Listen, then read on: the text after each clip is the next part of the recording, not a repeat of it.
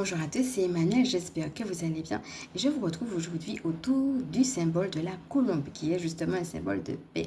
Alors après avoir vu le soleil, l'arc-en-ciel, nous allons voir deux oiseaux maintenant.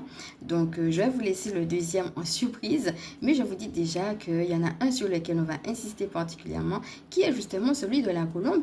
Et alors on va voir comment justement on peut avoir des leçons, des enseignements que la colombe vient nous aider et comment justement ça peut nous aider nous-mêmes aussi dans notre cheminement spirituel, tout simplement. Alors installez-vous confortablement avec, comme d'habitude, un petit verre d'eau, de quoi noter si vous en avez envie. Merci à vous de faire partie de cette communauté ainsi que pour vos mots chaleureux. Et puis, bienvenue à tous les nouveaux, bienvenue à tous les nouveaux abonnés également. Donc, si jamais vous êtes nouveau sur cette chaîne, sachez qu'il y a une présentation de moi à la fin de cette vidéo. Alors maintenant, je vais vous laisser respirer profondément et on est parti.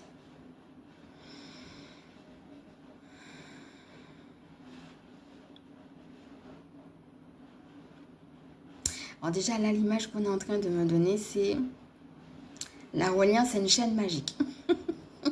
C'est-à-dire que chaque fois que vous êtes en train de vous relier au divin, on vous dit que c'est comme si vous regardiez la télé, vous êtes relié à ce que vous entendez, à ce que vous vivez. Bon, voilà, vous n'êtes pas détaché du film, vous regardez le film et vous vivez aussi les émotions. Et bien là, on est en train de nous dire que c'est pareil. Quand on est en connexion avec le divin, c'est comme si on était en train de regarder une chaîne magique. Voilà, c'est le mot que j'entendais. C'est comme si on regarde la télé, puis on voit un petit peu les événements, ce qui se vit, ce qui se raconte. Voilà, il y a une histoire et on la vit aussi. On la vit de l'intérieur.